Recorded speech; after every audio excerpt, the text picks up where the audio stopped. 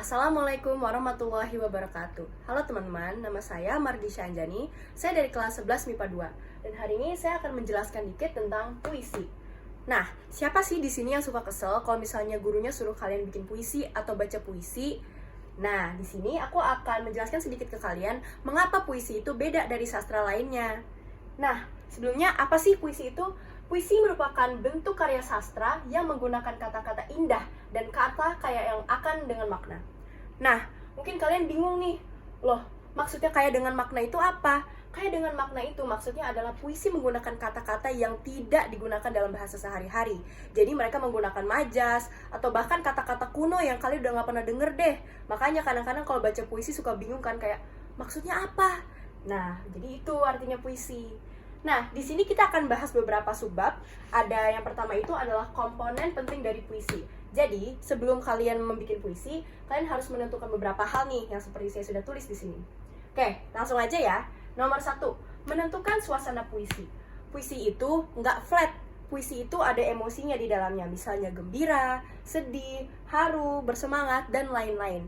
Jadi kalau kalian mau bikin puisi, kalian harus menentukan dulu nih temanya gimana, suasananya itu mau sedih atau seneng. Jadi yang pembacanya tidak ambigu. Yang kedua, menentukan tema puisi. Nah, tema puisi itu apa sih? Tema adalah pokok persoalan yang diungkapkan oleh penyair. Nah, jadi maksudnya dari tema itu, bagi pembaca yang mau membaca puisi kalian, mereka bisa ngerti temanya itu apa. Mereka bisa tahu kalau, oh puisi ini misalnya tentang alam, atau puisi ini misalnya tentang orang yang kamu cintai. Kalian harus menentukan itu. Nah, langkah-langkah mencari tema puisi yaitu pertama, membaca intensif puisi yang dimaksud. Kedua, menandai dan memaknai bahasa figuratif. Ketiga, menentukan gagasan pokok puisi. Keempat, mencari makna keseluruhan puisi. Dan yang paling terakhir yaitu menentukan tema. Jadi sebelum kalian menentukan tema, kalian harus baca dengan hati-hati puisi yang mau kalian bikin. Ngerti? Oke, yang terakhir adalah menentukan makna puisi. Seorang penyair menulis puisi karena ia mempunyai persoalan yang ingin dikemukakan. Persoalan tersebut bisa tentang dirinya atau di luar dirinya. Ada penulis yang mengemukakannya dengan kata-kata yang lugas atau bermakna sebenarnya. Dan ada juga yang pakai kata-kata sehari-hari. Jadi nih, sebelum kalian bikin puisi, kalian itu harus tahu kata-kata yang mau kalian gunakan. Apakah mau pakai bahasa kuno yang orang-orang aja nggak tahu artinya, atau bahasa sehari-hari yang kalian sering lihat di sosmed kayak di TikTok atau Twitter. Nah, itu semua up to you, terserah kalian. Nah, kalau gitu kita lanjut aja nih ke subbab selanjutnya, yaitu mendemonstrasikan puisi. Subbab yang selanjutnya adalah mendemonstrasikan puisi. Puisi dapat diapresiasi melalui pembacaan secara langsung, deklamasi atau tanpa teks, ataupun melalui musikalisasi puisi. Namun, apapun nama dan juga teknik yang digunakan untuk membaca puisi, ada satu hal yang sangat penting yang harus diperhatikan, yaitu audiens bisa memahami maksud dari puisi kalian. Maka dari itu, ketika kamu mendemonstrasikan puisi, ada beberapa hal yang harus diperhatikan. Yang pertama yaitu membacakan puisi dengan memperhatikan vokal, ekspresi, dan juga intonasi. Nah, di sini ada beberapa tanda-tanda yang bisa kalian masukin di teks puisi kalian supaya kalian ngerti nih. Nah, ini bisa di-screenshot atau kalian hafalin aja ya. Oke, selanjutnya yaitu selain tanda-tanda yang ini nih, di sini ada 3 komponen yang penting yang harus kalian perhatikan. Yang pertama yaitu vokal. Vokal adalah suara yang dihasilkan yang harus benar. Salah satu unsur dalam vokal ialah artikulasi. Artikulasi itu kejelasan pengucapan. Jadi kalau kalian mau baca puisi, kalian harus latihan suara dulu. Jangan kumur-kumur bacanya, supaya audiens yang dengerin juga bisa enak. Selanjutnya yaitu ekspresi. Nah, biasanya kalau aku perhatiin dari teman-temanku yang baca puisi, yang kurang adalah ekspresi nih. Aku kan orangnya berekspresif, tapi bagi teman-temanku yang kesusahan, ekspresi itu salah satu hal yang paling nyebelin. Pasti kalau kalian dikasih tugas oleh gurunya tuh selalu bilang, mana nih ekspresinya? Nah, jadi untuk ekspresi, kalian harus melakukan latihan yang lebih intensif. Kalau misalnya katanya sedih, kalian harus sedih, harus murung. Tapi kalau seneng, kalian harus seneng. Kalau marah, ya harus marah dong. Nah, oke. Yang selanjutnya dan juga yang paling penting, ini gak kalah penting nih daripada lainnya, yaitu intonasi. Bedanya puisi sama teks yang biasa, yaitu puisi itu ada naik, turun, ada datar. Dan kalian harus perhatiin. Beda dengan membaca cerita. Kalau baca cerita aja kan gampang. Kalau puisi tidak segampang itu, teman. Kalian harus perhatikan intonasinya dengan baik dan juga benar. Oke, setelah itu kita masuk ke subbab selanjutnya, yaitu musikalisasi puisi. Untuk yang selanjutnya dari mendemonstrasikan puisi, ada memusikalisasikan puisi. Nah, musikalisasi puisi itu apa sih?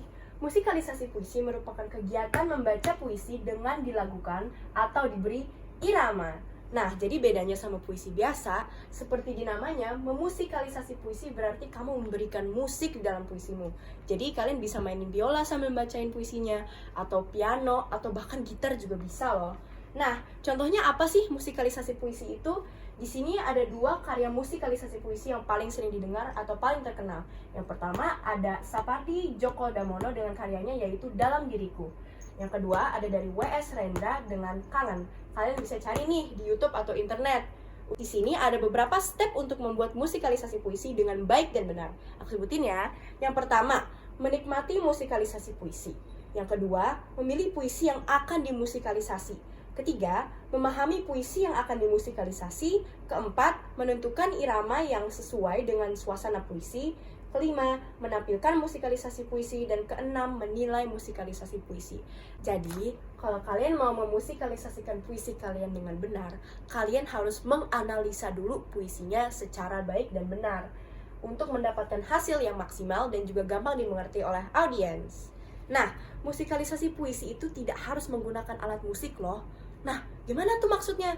Kalian juga bisa menampilkan musikalisasi puisi dengan akapela atau tanpa alat musik. Jadi bisa beatbox atau bikin suara-suara dengan mulut kalian sendiri.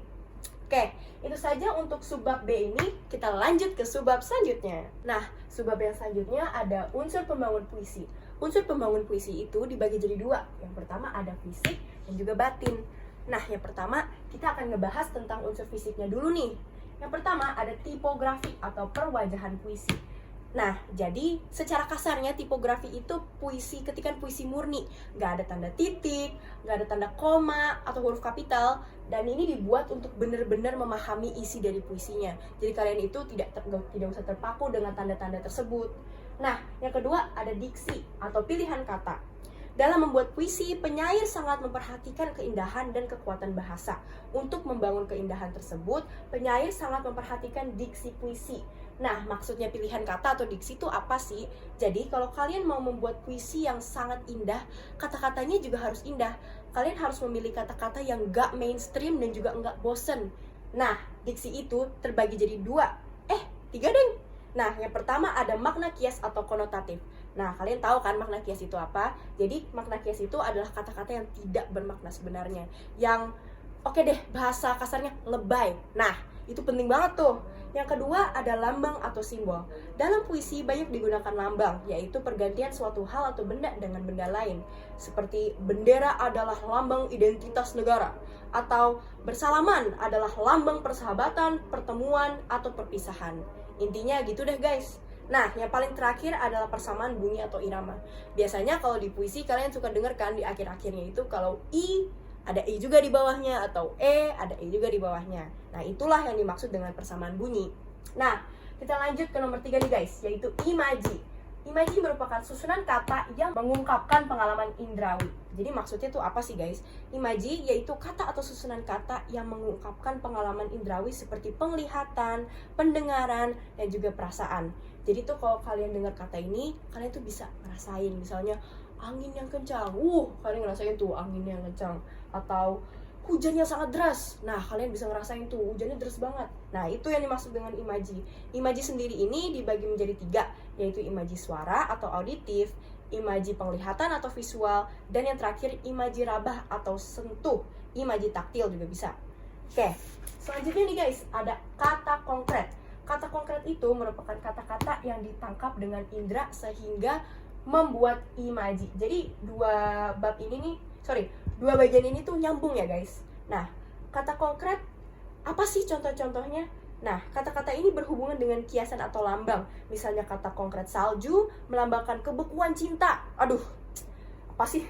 Kata konkret rawa-rawa dapat melambangkan tempat kotor, tempat hidup, bumi, kehidupan, dan lain-lain. Selanjutnya ada gaya bahasa. Gaya bahasa juga bisa disebut dengan kata yang menghidupkan makna. Jadi nggak flat, nggak boring. Yang terakhir, dari struktur atau unsur fisik dari puisi ada rima atau irama. Irama merupakan bunyi yang berulang-ulang. Jadi misalnya kayak gini. Na na na na na na na na na na na na na na na. Nah, bunyi berulang-ulang kan guys. Nah, itulah yang diartikan dengan irama. Oke. Selesai unsur fisik puisi, kita lanjut ke unsur batin.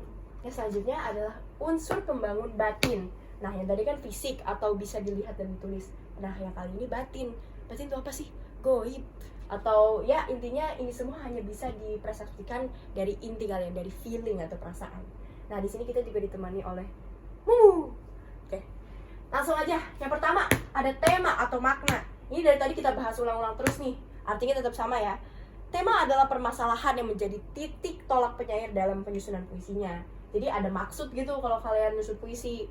Kalau kedua ada rasa atau feeling. Nah, rasa yaitu sikap penyair terhadap pokok permasalahan yang terdapat di dalam puisinya. Mengungkapkan tema dan rasa erat kaitannya dengan latar belakang sosial dan psikologi penyair. Jadi, rasa dan feeling ini nih penting banget guys. Kalau misalnya kalian udah dapet temanya, atau nadanya, atau amanat, tapi kalau nggak ada perasaan atau feeling di dalam puisinya, pasti juga audiens kayak, nggak jelas banget puisinya. Kalau kalian ngelihat penyair-penyair yang sudah profesional saat membaca puisinya, kalian bisa lihat kan, mereka sama puisinya tuh kayak nyatu, kayak jatuh cinta. Nah, kalian juga harus jatuh cinta sama puisi kalian. Karena kalau enggak, puisi kalian jadi cuma-cuma. Nah, yang ketiga ada nada atau tone. Nah, ini juga penting, nggak kalah penting dari yang lainnya. Nada atau tone adalah sikap penyair terhadap pembacanya. Nada juga berhubungan dengan tema dan rasa. Penyair dapat menampilkan tema dengan nada menggurui, bekerja sama dengan pembaca untuk memecahkan masalah, menyerahkan masalah begitu saja kepada pembaca, atau lain-lain. Nah, di subbab yang terakhir ada menulis puisi. Kalau misalnya kalian merasa, aku mau nih bikin puisi, tapi aku nggak mau ribet-ribet bacanya, terlalu lebay. Nah, kalian bisa aja nih langsung ke menulis puisi. Nah, menulis puisi itu bertujuan untuk mengungkapkan perasaan terhadap sesuatu. Biasanya orang-orang nulis puisi itu lebih buat personal aja. Kalian pernah gak sih dengar teman kalian yang lagi galau, suka tulis tuh kata-kata di notesnya, di notes HP-nya. Nah, itu sama dengan menulis puisi. Kalau kalian merasa kurang confident atau kurang percaya diri dengan teknik kalian membaca, langsung aja menulis puisi. Kalau di buku ini, katanya menulis puisi itu kadang menjadi beban bagi seseorang. Hal ini karena dianggapkan bahwa puisi terlalu berat dari segi bahasa maupun penafsirannya. Nah, menurut kalian gimana? Kalian setuju nggak sama bukunya? Kalian lebih baik baca atau nulis puisi? Kalau aku sih, aku lebih suka baca. Sekian dari saya untuk materi puisi kali ini. Semoga bermanfaat untuk kalian semua. Wassalamualaikum warahmatullahi wabarakatuh. Tapi sebelum itu, aku ada pesan sedikit buat Bu Rizky. Nah, sebelumnya saya ingin mengucapkan terima kasih sebesar-besarnya kepada Ibu Rizky. Yeay. Nah, terima kasih banyak Ibu telah mengajarkan kami di kelas 11 ini. Semoga kedepannya Ibu sukses terus, tambah ceria, dan juga tambah-tambah semua deh, tambah soleha juga, dan semoga diberikan yang terbaik oleh Allah SWT. Nah, untuk kritik dan saran buat Bu Rizky, menurut saya Ibu Rizky itu orangnya friendly banget. Dan menurut saya friendly itu bagus, tapi kalau bisa Ibu sedikit merincikan penjelasannya aja. Soalnya kemarin saat ujian saya mengalami sedikit kesusahan karena penjelasan Ibu ada yang miss sedikit. Tapi selebihnya menurut saya poin plus banget untuk cara pengajaran Ibu Rizky, karena sudah bisa merangkul siswa SMA Waskito dengan sangat amat baik. Saya merasa jadi teman Ibu loh selama Ibu ngajarin. Jadi untuk saran saya, keep being yourself ke depannya, jangan mengubah personality Ibu, karena menurut saya siswa-siswa itu suka banget dengan cara Ibu mengajar karena friendly dan juga gak galak. Dan oh iya Ibu, kalau bisa jualan donat lagi ya, aku suka donat Ibu. Oke, itu aja dari saya. Semoga tugas ini bisa menambahkan nilai saya dengan baik dan juga benar. And see you soon Ibu Rizky. Wassalamualaikum warahmatullahi wabarakatuh.